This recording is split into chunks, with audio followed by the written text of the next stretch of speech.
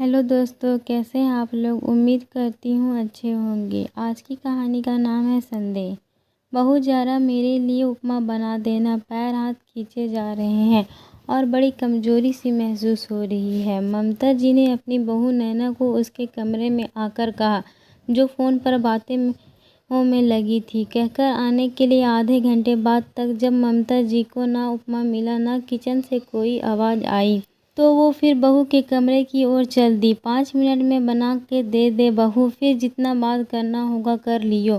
पेट अजीब सा हो रहा है। गुस्से से फ़ोन काटकर नैना ने सास की ओर घूरते हुए कहा, कितनी भूख लगती है आपको। हाँ, सुबह उठकर बिस्किट ड्राई फ्रूट्स के साथ चाय, फिर ब्रेकफास्ट, फिर लंच, और अभी तो 5 भी नहीं बजे हैं और चिल्लाना शुरू लगा। क्या रखा है ये आपने। आपके साथ ही तो मैंने भी लंच किया है। मेरे तो हाथ पैर नहीं खींच रहे हैं ना चक्कर आ रहे हैं, ना कमज़ोरी लग रही है। तबीयत खराब सी अभी अभी ठीक हुई हूँ ना बहू। पता नहीं दवा का असर है या और कुछ, पर बहुत भूख लगती है। डॉक्टर ने भी कहा है 2-2 घंटे पर कुछ न कुछ खाते रहना है। थोड़े दिनों की बात है, बना दो। मुझे चक्कर आने का डर ना होता तो खुद बना लेती।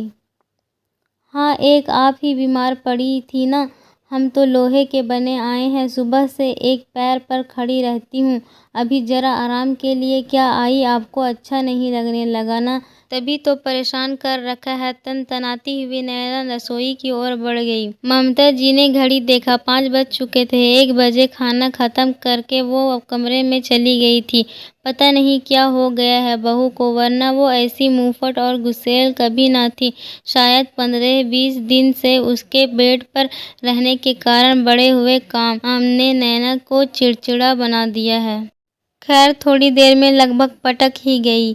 सामने उपमे की प्लेट। नैना आत्मा तो रो उठी, पर मन ने खुद को समझाया, इस अपमान से बचने के लिए जल्दी से जल्दी ठीक होना ही होगा। अभी पहला चम्मच मुंह में डाला ही था कि बहू का फ़ोन फिर बजा।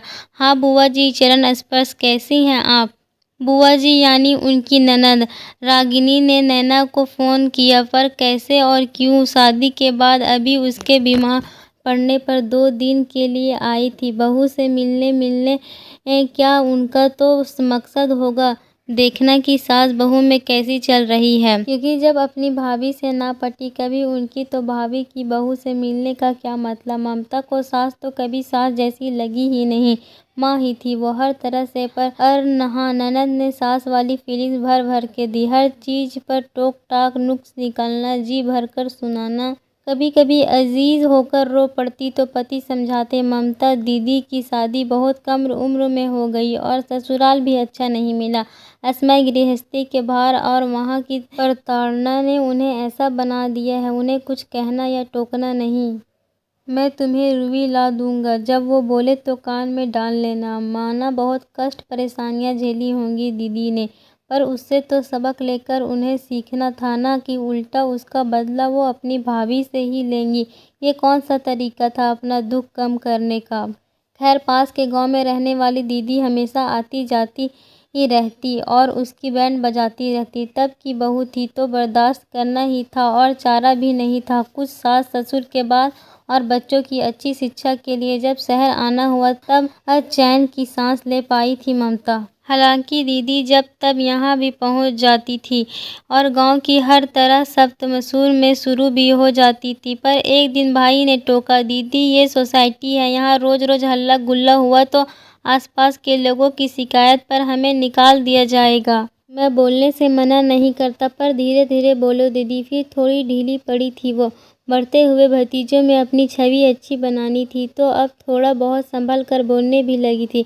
पर समय के साथ आना तो काफ़ी कम होता गया, पर मन का विषाद कम ना हुआ। अभी भी भाभी उनकी नज़र में इंसान नहीं है, उनकी अपनी नहीं है, दुश्मन है। अब समझ में आया। इस बार जब वो आई थी तो ममता अनमनी सी थी। बुखार आ रहा था, सर दर्द, बदन दर्द था, तो ज़्यादातर अपने कमरे में ही पड़ी रहती थी। शायद अपने मन का जहर उन्होंने थोड़ा बहुत बहू के मन में भी भर दिया हो। शायद इसलिए बहू बदली बदली सी नज़र आ रही है। पर क्या कहा, कैसे कहा और कैसे समझाए वो बहू को। उसने तो जानबूझकर बुआ के बारे में कभी बहू को कुछ गलत नहीं कहा और हमेशा बहुत अच्छे से पेश आई। उनसे सोचकर कि इससे ये तो उनकी भी छवि बिगड़ेगी। बहू की नज़र में ऐसे ही ननद भाभी के रिश्ते बदनाम है। पर दीदी तो फ़ायदा उठा गई, लेकिन बहू को भी तो समझना चाहिए ना। वो अपनी सास को साल भर से देख रही है, समझ में नहीं आता कौन कैसा है उसके खिलाफ। यहाँ कर जो भड़काया सो भड़काया ही। अब फ़ोन पर भी बहू को जाने क्या क्या उल्टी सीधी पट्टी पढ़ा रही है।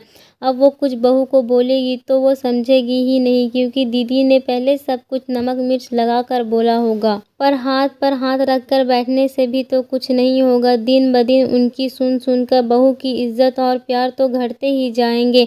उसके प्रति कुछ तो करना होगा। बहू, पता है मेरा बड़ा अरमान था कि मेरी एक बेटी भी हो। बेटियां से घर हरा भरा होता है, चहल पहल रहती है। और सच बताऊं, जब छोटा होने वाला था तो मुझे लगता था बेटी ही होगी, मेरे उदित को बहन मिल जाएगी। हाँ, पहले से बेटा होता तो दूसरी संतान सबकी अच्छी होती है कि बेटी ही हो। मटर छिलती नैना बोली, और भी एक बात थी, शायद तुम हंसोगी भी सुनकर। मुझे लगता था कि मेरी होने वाली बहू की एक ननद भी हो। असल में ननद का अनुभव मेरा इतना अच्छा रहा है ना कि क्या बताऊं। दीदी ने हमेशा मुझे अपनी छोटी बहन की तरह प्यार किया, समझाया और वक्त वक्त पर मेरा मार्गदर्शन भी किया। अब देखो ना, मैं बीमार पड़ी और वो खुद ब खुद आ गई। दिल का रिश्ता है ना। तो ममता ने देखा, नैना के मुंह पर दुविधा सी आई, पर उसने कुछ बोला नहीं।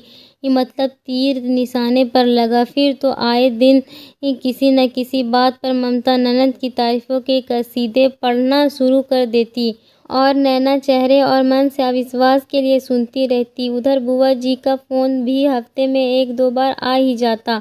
उनका बुराई पुराण अलग जारी था। दोनों को विरोधाभासी बातें लगातार सुनते सुनते एक दिन नैना फट ही पड़ी। बस कीजिए मम्मी जी, इधर आप बुआ जी की तारीफों का गुणगान करती है, उधर बुआ जी भाभी ऐसी भाभी वैसी। भाभी ने क्या किया था, भाभी ने वो कर दिया था, सुनाती रहती है। इरादा क्या है आप दोनों का? दोनों ननद भाभी मिलकर पागल कर देंगी क्या मुझे? ममता नैना की इस बात पर जोरों से हंस पड़ी। अच्छा, सच सच बताओ, तुम्हें कौन सच लगता है और कौन झूठा?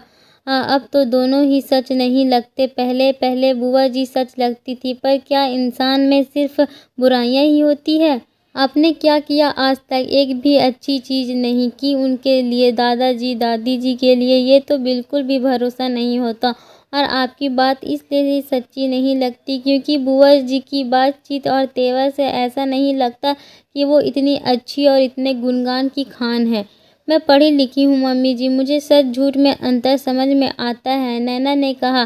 पर बहू, अब भले ही समझ रही हो, पर शुरू शुरू में तो वो बदलाव आया था तुम्हारे व्यवहार में। हाँ, वो शुरुआत थी ना बुआ जी के बुराई पुराण की, और बात भी उन्होंने ऐसी ही बोल दी थी। बताओगी क्या बोला था? आप बीमार थी तो आपको मैंने वक्त पर सारी चीज़ कमरे में दे रही थी, तो उन्होंने गहरी सांस भरते हुए कहा था, बहुत किस्मत वाली है भाभी जो ऐसी बहू मिली है। खुद तो मेरे माँ बाप को खाने पीने के लिए तरसा देती थी, 2 टाइम खाना बनाती बस, और फिर रेडीमेड खाने के से काम चलाने को कहती थी।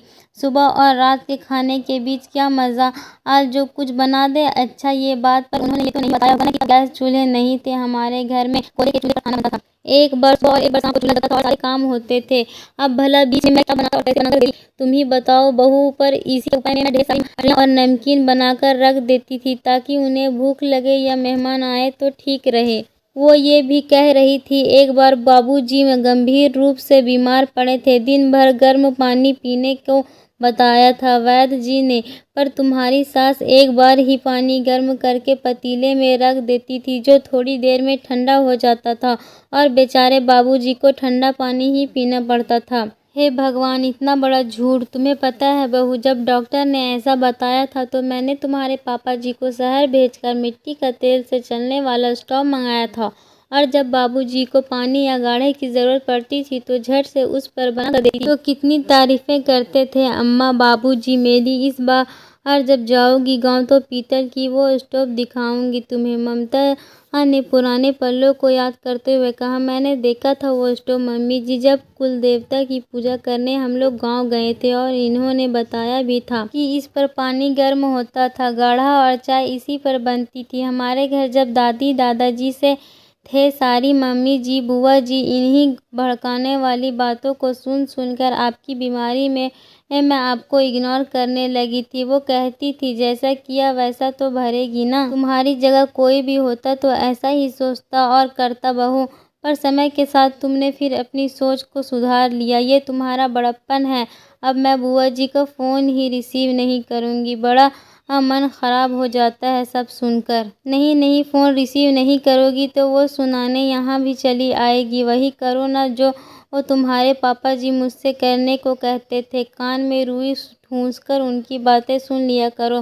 कुछ रिश्ते ऐसे ही होते हैं ना, चाह कर भी निभाना पड़ता है बेटा, पर इनके फ़ायदे भी होते हैं। सही कह रही है मम्मी जी, इससे तो एक सबसे बड़ा ये फ़ायदा हुआ ना कि मुझे कोई दुविधा होगी तो मैं सबसे पहले आपको पूछ लूँगी, ताकि गलतफहमी पैदा ही ना हो। बुआ जी तो अनजाने में हमें और करीब ले आई, इसलिए तो कह रही हूँ कर लो बर्दाश्त। सास की ननद को ननद ना होते हुए भी ननद का सुखद एहसास मिलने की बधाई हो बहू। ये बधाई तो नहीं स्वीकार करूँगी, पर हाँ, हमारे संबंध पारदर्शी होने की बधाई हम दोनों को मम्मी जी।